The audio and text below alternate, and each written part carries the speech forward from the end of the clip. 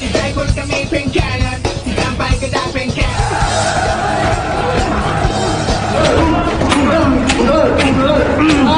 gengs, welcome back to my channel. Berjumpa lagi bersama saya. Pada kesempatan yang cerah ini, saya akan merangkum sekaligus membahas film yang sangat seru untuk disaksikan, yaitu In Youth with Truth 2024. Di mana film ini akan mengisahkan pemuda yang dimasukkan ke sebuah penjara akibat membunuh seseorang yang menghina ibunya. Namun penjara yang ia tempati bukanlah penjara pada umumnya, melainkan penjara para gangster yang mengharuskan dirinya kuat menghadapi bulian para mafia. Akan tetapi seiring berjalannya waktu, pemuda tersebut mampu menghadapi mereka, bahkan ia menjadi penguasa. Oke lah, daripada banyak bacot di awal, mending kita langsung saja ke pembahasannya. Tapi jika kalian suka dengan video yang saya bagikan, tekan tombol subscribe agar tidak ketinggalan video menarik lainnya dari channel ini. Jika sudah, yuk gaskeun.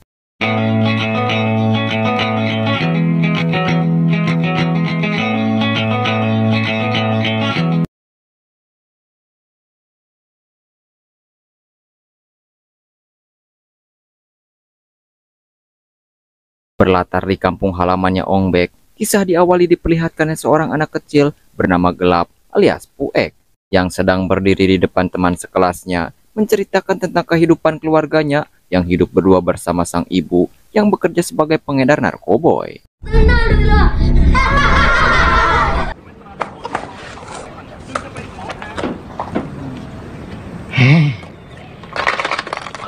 Meski sang ibu memiliki profesi yang buruk, tetapi cara ia memperlakukan putranya ternyata sangat-sangat baik. Tidak pernah membentak, tidak pernah memukul, tidak pernah marah saat top up Diamond FF. Dan ibu Puek bertanggung jawab terhadap kewajibannya dan memberikan pendidikan yang layak meski mereka hidup di lingkungan kurang layak.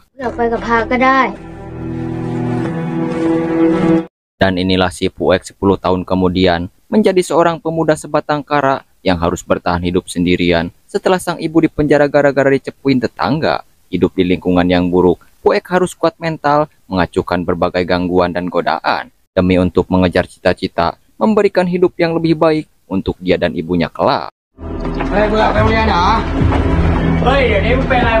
Sebelum pergi nganggur, Puek pun mampir ke sebuah warung untuk membeli susu dingin kesukaannya, di mana hal tak menyenangkan pun terjadi ketika seorang preman kampung iseng mencoba menyelut emosi Puek dengan mengucapkan kata-kata yang tidak pantas terhadap ibunya. Yang kedua preman ini tidak tahu adalah Puek sangat mentoleransi dan mudah memaafkan segala macam ejekan yang ditunjukkan untuk dirinya. Tetapi ketika ibunya ikut dilibatkan, Puek akan marah besar dan nekat melakukan sesuatu yang di luar dugaan.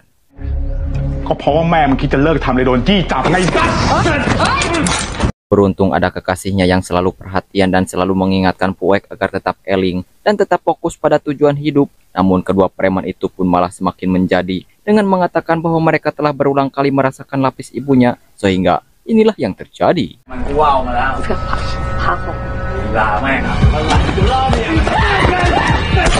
Disinilah Puek sekarang duduk terborgol di dalam mobil penjara yang akan mengirimnya ke lembaga permasyarakatan bersama pemuda bernama Yanto, tapi sering dipanggil Yanti, kalau tengah malam, yang kebetulan sedang tersandung kasus narkoboy akibat dijebak oleh kekasihnya.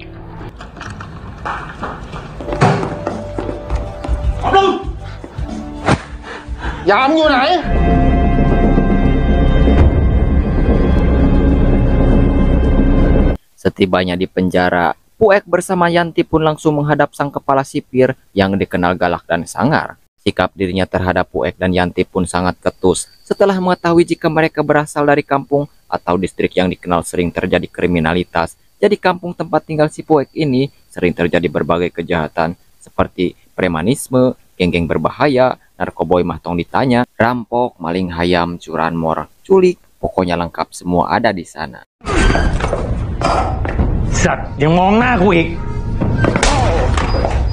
Yang karena di penjara ini isinya adalah anggota gangster semua, maka Puek akan dikirim ke blok penjara yang dihuni oleh geng dari kampung lain agar tidak memiliki teman dari blok kampungnya sendiri. Dan kita pun diperkenalkan dengan bir bos dari blok B. Sampai detik ini, Puek dan Yanti akan diambil alih oleh bir bersama tangan kanannya yang bernama Boy untuk dididik dan diajak gabung dalam kelompoknya.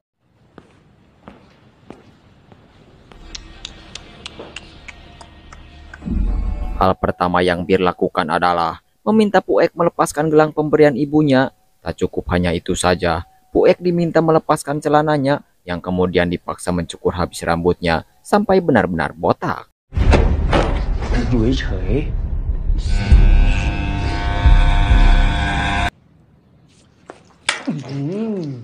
Tak hanya Puek saja, Yanti pun mendapat gilirannya. Yang perlu diketahui bahwa Yanti ini adalah sosok laki-laki yang melehoi dan terlihat rutin sekali merawat tubuhnya dari ujung kaki sampai ke ujung kepala. Maka tak heran jika ia sampai menangis terseduh-seduh ketika Boy memotong habis rambutnya. Singkat waktu malam pun tiba. Di penjara Blok B dengan semua napi yang disatukan dalam satu ruangan sel yang luas. Ketika Puek dan Yanti sedang tertidur lelap, mereka tiba-tiba dibangunkan oleh Boy yang ditugaskan Bir untuk membawa mereka berdua ke hadapannya. Yang karena Yanti terlalu lemah untuk menolak, ia pun mau-mau saja ketika dipaksa menghadap Bir untuk melakukan sesuatu.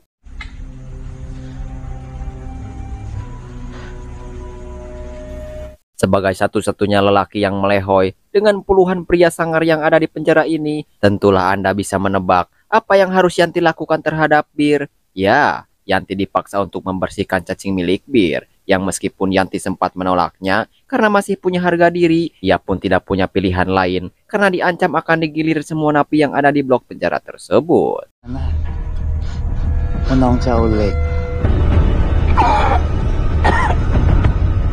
Untuk Puek sendiri, karena ia membangkang menolak perintah Bir, Puek pun dihajar ramai-ramai oleh semua napi, sehingga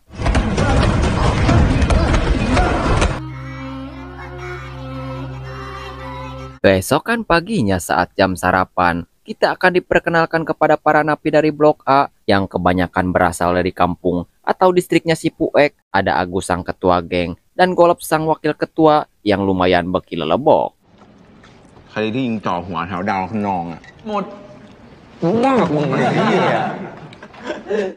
Tak lama muncullah si Puek yang kondisinya sangat memprihatinkan karena ia datang terlambat. Nasi pun sudah habis dan hanya tinggal sisa kerak, begitupun dengan lauknya.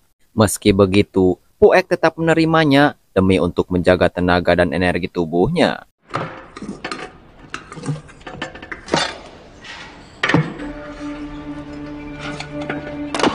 Dan sungguh betapa mirisnya nasib si Puek yang sudah mah babak belur dan cuma bawa nasi kerak dan lauk yang tinggal kuah. Kini ia harus menghadapi perlakuan tak menyenangkan dari si Boy yang dengan sengaja menendang jatuh makanannya.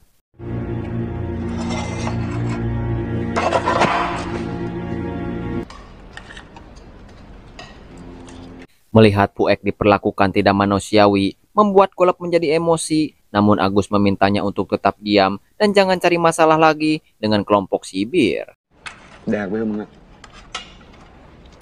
Kemudian di saat jam mandi tiba, Puek lagi-lagi diganggu oleh Bir dan anak buahnya. Kali ini Bir berniat menghajar Puek dengan dalih sebagai bayaran ganti atas air yang dipakai untuk mandi, di mana Puek diminta untuk berlutut dan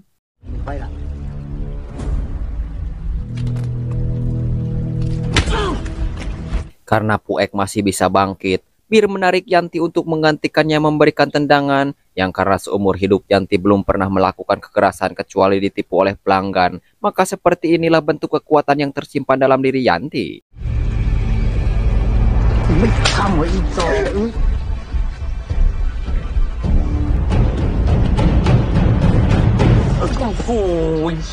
Karena tendangannya dianggap lembek, Bir pun terus mendesak Yanti untuk bersungguh-sungguh melakukannya sehingga Puek benar-benar tangguh ketika ia bangkit kembali dan berlutut pada posisi semula. Melihat hal itu, Boy pun menjadi kesal sembari bawa-bawa ibu Puek dalam hal ini dan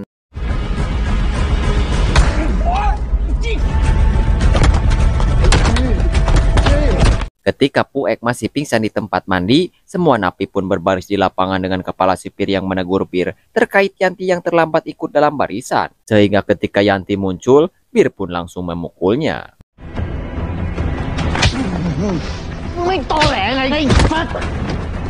Kemudian muncullah Puek yang sudah siuman dan mencoba menghentikan perbuatan Bir kepada Yanti. Rupa-rupanya Yanti terlambat ikut barisan dikarenakan ia sempat membantu memberi makanan kepada Puek. Maka dari itu, ia berusaha membalas budi perbuatan Yanti dengan menyerang balik Bir. Namun di saat situasi kacau itulah, datang Golop yang mencoba menghentikan ketegangan tersebut.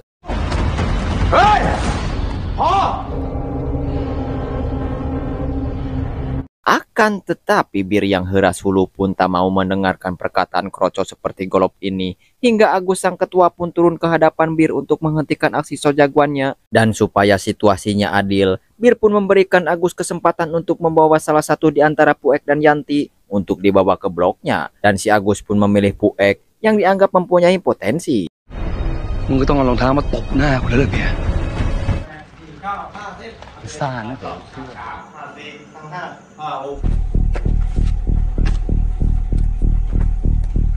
Tak seperti kelompoknya Bir, Agus dan anak buahnya masih bersikap manusiawi dengan tidak pernah melakukan kekerasan terhadap siapapun di bloknya, mau itu napi baru atau napi lama. Agus cukup sportif, memperlakukan semua orang, bahkan memberikan sebuah sikat gigi yang sudah ditajamkan sebagai modal senjata untuk Puek menjaga diri.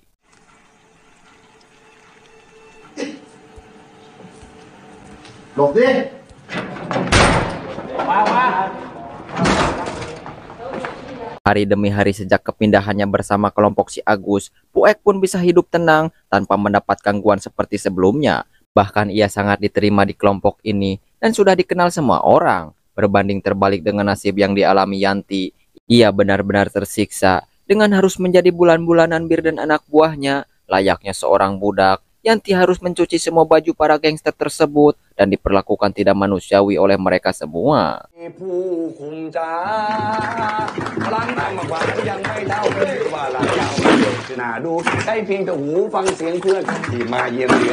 Suatu hari si Agus pun dikunjungi oleh ayahnya yang sangat prihatin dengan nasib putranya yang sudah 3 tahun mendekam di penjara. Si ayah rupanya ingin memberitahu tentang sebuah rencana anaknya setelah keluar penjara nanti, bahwa Agus harus pindah dari kampungnya dan bekerja dengan baik di tempat bibi mereka yang ada di luar kota.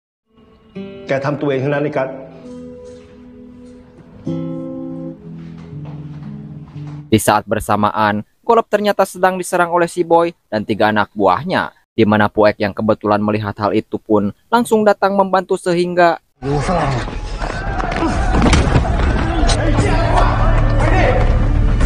tak lama para sipir pun menyuruh mereka semua untuk berhenti, di mana Agus yang baru keluar dari kunjungan pun langsung ikutan tiarap. Dan dengan fakta bahwa Bir masih penasaran dengan kelompoknya, maka mereka sepakat untuk melakukan peperangan dan menentukan siapa gangster yang paling kuat.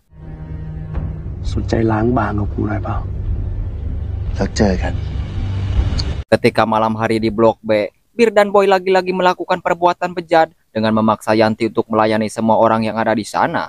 Setelah knalpot Yanti dibobol paksa oleh mereka dan tak berdaya, Bir dan anak buahnya kemudian menyiapkan sebuah rencana jahat untuk meracuni si Agus dengan menggunakan pisau cutter yang ditumpuk menjadi serpihan-serpihan kecil dan bermaksud untuk membunuh gengnya si Agus dengan cara yang curang.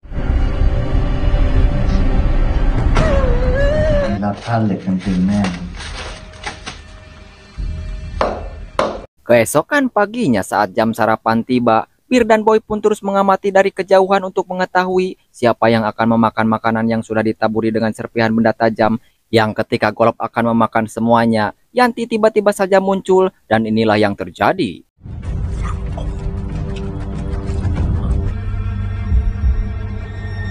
Dan ya, Yanti menelan semua makanan tersebut demi menyelamatkan mereka semua, sekaligus berniat mengakhiri penderitaannya. Ketika Yanti sedang kesakitan itulah, si Agus menghampiri Bir yang sedang duduk santai untuk memperingatkannya agar bersiap-siap menemui kematiannya dalam peperangan esok hari.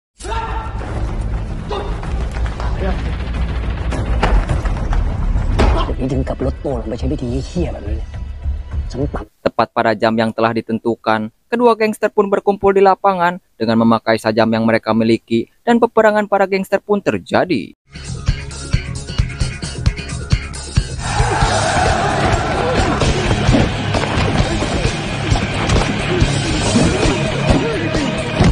Di saat semua orang sedang sibuk bertarung, Bir pun mengambil benda tajam yang sudah ia siapkan sebelumnya. Di sini Bir melakukan kecurangan dengan memakai pelindung agar ia tidak terluka saat diserang lawannya. Bahkan fokus kepada si Agus yang menjadi musuh bebuyutannya, sekaligus memberikan beberapa tikaman tepat di perut si Agus.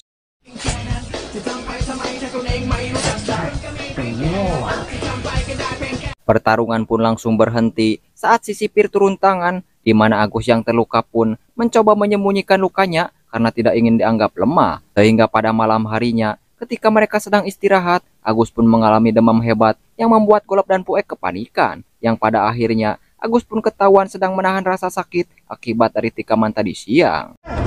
Bangun, hei! Iya, bangun, hei! Tempat berteriak memanggil sipir, mereka para petugas nampaknya tidak peduli apa yang terjadi pada para napi, sehingga tak ada yang Puek dan Golop lakukan, kecuali menemani dirinya sampai ajal menjemputnya.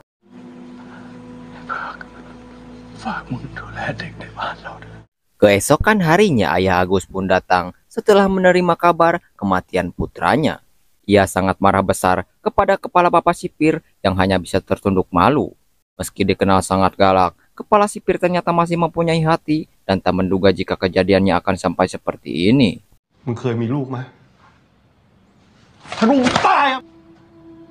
Di saat bersamaan pula, Golop dan Puek mendatangi kelompok Bir tanpa ditemani oleh para pasukannya. Atas kematian dua sahabatnya Yanti dan Agus, Puek ingin melakukan duel 1 lawan 1 secara gentle dan Bir menerima tantangan tersebut karena tidak ingin menjadi pengecut di hadapan anak buahnya. Berlokasi WC umum penjara, Puek dan Bir pun akan melakukan duel 1 lawan 1 dengan si Boy dan anak buahnya yang akan menjadi penonton. Dengan bermodalkan senjata tajam, mereka akan bertarung sampai modar dan inilah yang terjadi.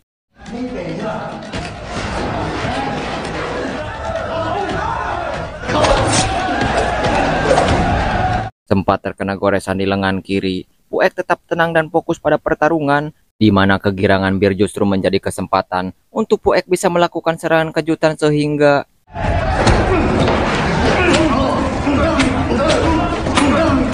Bir akhirnya tak berdaya setelah Puek berhasil menikamnya di bagian yang sama seperti yang Agus terima. Sempat meminta bantuan si Boy dan anak buahnya. Mereka tidak bisa berbuat apa-apa ketika Golop mengingatkan akan kesepakatan yang sudah dibuat dan hanya bisa menyaksikan bosnya ditusuk terus-menerus sampai modar.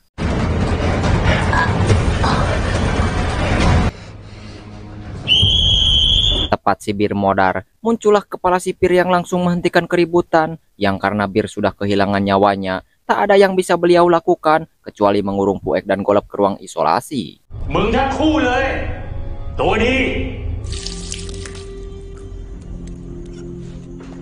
Setelah dikurung seharian, kepala sipir akhirnya muncul dengan membawa genir yang biasa ia pakai untuk menghukum para pembangkang. Namun di luar dugaan, kepala sipir justru memberikan 2 nasi lengko untuk mereka makan dan hanya ingin berbicara 6 mata terkait apa tujuan mereka melakukan keributan.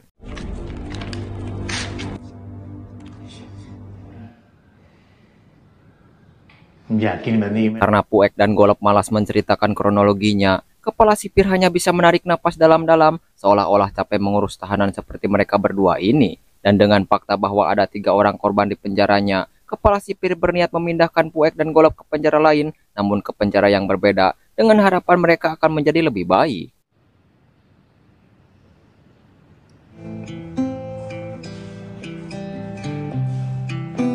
Namun alih-alih memberikan penjara yang lebih baik, Puek justru harus ke penjara yang jauh lebih ketat dan kejam. Bahkan kepala sipir di sana menyambut kedatangan Puek dengan sebuah remasan di tangan Puek yang terluka, sembari berkata, "Welcome to Hill Prison," dan film pun tamat.